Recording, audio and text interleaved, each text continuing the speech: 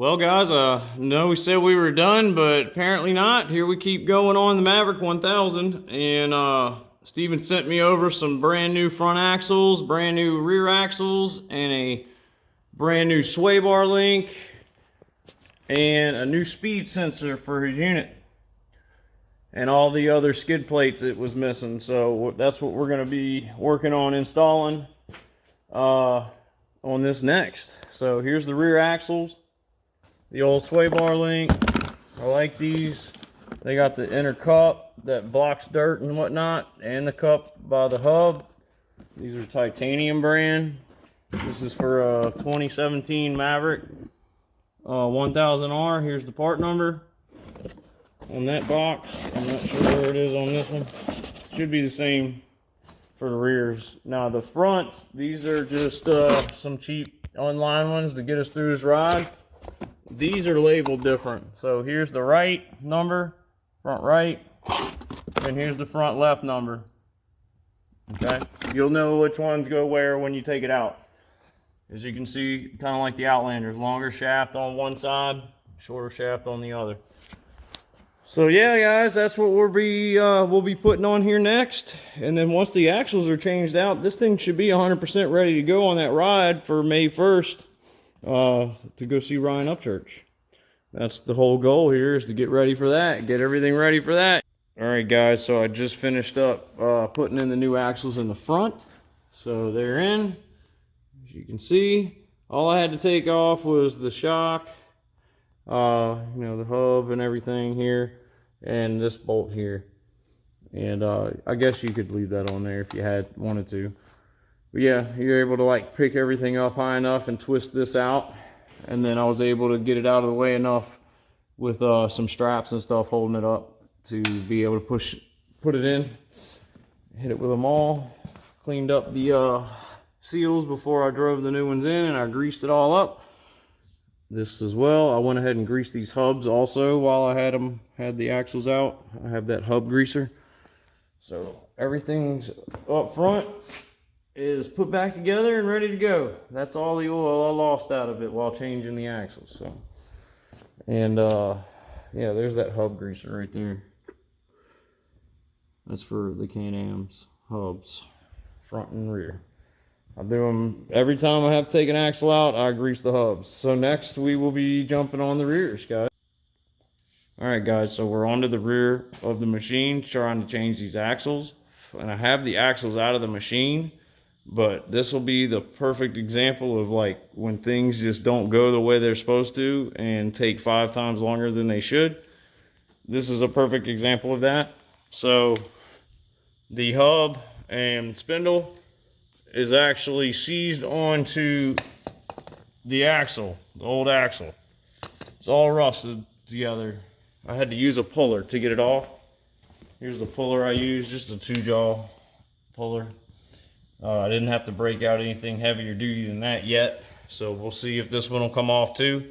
And then somehow or another I have to get the axle out of the hub itself without destroying the bearings. So we'll see if I'm able to do that. Hopefully I don't have to use the press over here. I'd rather not have to do that and destroy these bearings. I don't have any other bearings right here right now. So hopefully they'll be all right. We'll see. And I'm gonna clean up those seals in the rear diff before I put the new ones in and grease them up. And then I'll grease up everything before I put it all in. But I'll come back to that.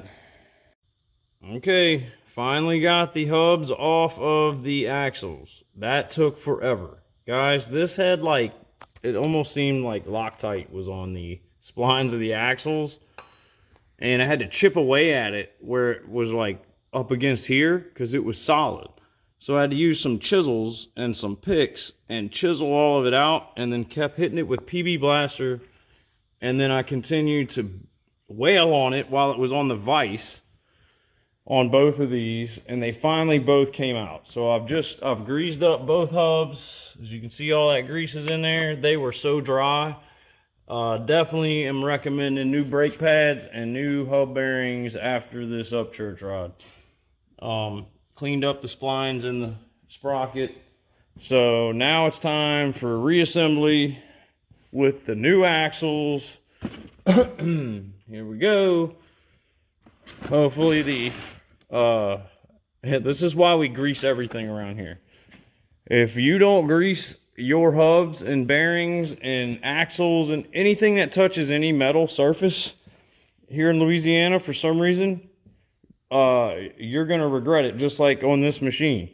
That was probably never taken apart from the factory since it was new. So those axles have never been off of the machine, it doesn't seem. And that's what ends up happening to them.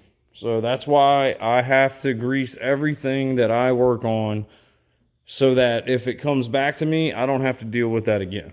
Like, I know everything's going to slide on and off, in and out. You know, all the bolts are going to come off and not seize. I don't even use Loctite on the bolts to go back in, guys. I use never seize or grease. So that's where I'm at with that. I'm going to clean up those 2 seals and then start reassembling with this with these new axles. All right, and we're back after me smashing the heck out of my hand trying to get these axles in here. So this is what not to do. Don't think you're going to wail on these with a dead blow hammer and get them to go in easily. Not happening. The C-clips on these, you got to adjust them just right, and then you got to hold that inner cup, and you got to use the axle shaft itself and plunge it into it, and keep ramming it into the inner cup, or pushing it into the center of it. Because I think it's like the Arctic Cat axles, where if you got to push the axle in to actually even be able to get it off of the unit. Has something to do with the C-clip and maybe like a ball in there or something. I don't know. But anyway, so yeah, don't try and kill yourself wailing on it with a hammer like I did. So both axles are finally in after all that. I got everything hooked up except for this back rod here and the shocks. This is bent, and I think that is what's causing the tires to wear differently in the back. So I'm going to heat that up with a torch and try and bend it as straight as I can, and then I'll reinstall it back onto the back of it, and then we'll try to align it after that. So then I'll put I got to clean the brakes up too. They're kind of nasty. Need some new pads at some point soon too. So, but yeah, I'll come back with that after we're done with that. And then we can throw the tires on it and start moving ahead with breaking in the axles, I guess. Oh yeah, I gotta put that speed sensor in. Now I forgot about that. Never mind, got more to do. Man, this has been taking a while. Whew. All right, guys, everything's back in it now. Tires are on it. Just let it settle down a little bit. Still got to change that speed sensor out. I ended up swapping the tires around. I put the good tires on the rear and the more wore out tires on the front. New axles. Yeah, think she's ready now. Maverick 1000. I'm gonna have to break those axles in, but next will be the speed sensor.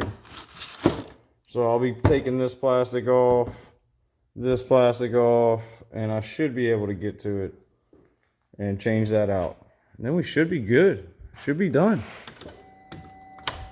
Yeah. Nice. Everything's working. Well, whenever I go break the axles in, we'll go check that out. All right, guys. So yeah, the Maverick is out of the shop and breaking these axles in right now. Going a couple little trips up and down the road, and the back ones are a little warm, but the fronts are fine. I've tried the four-wheel drive. It works. Everything works. These aren't getting hot at all.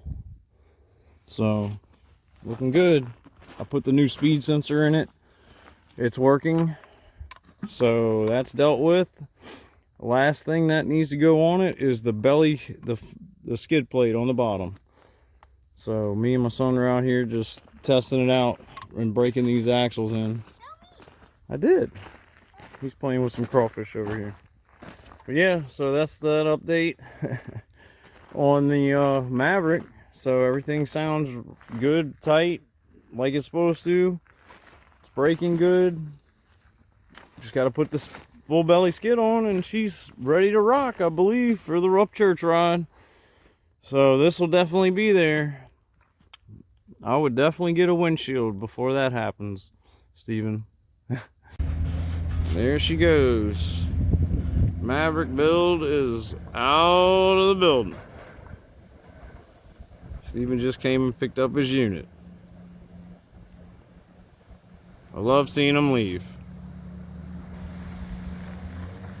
Else to the yeah.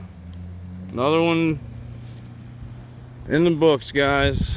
There we go. Maverick build is out of the shop. Moving on to different, newer, better, and let's see, less stressful things, hopefully.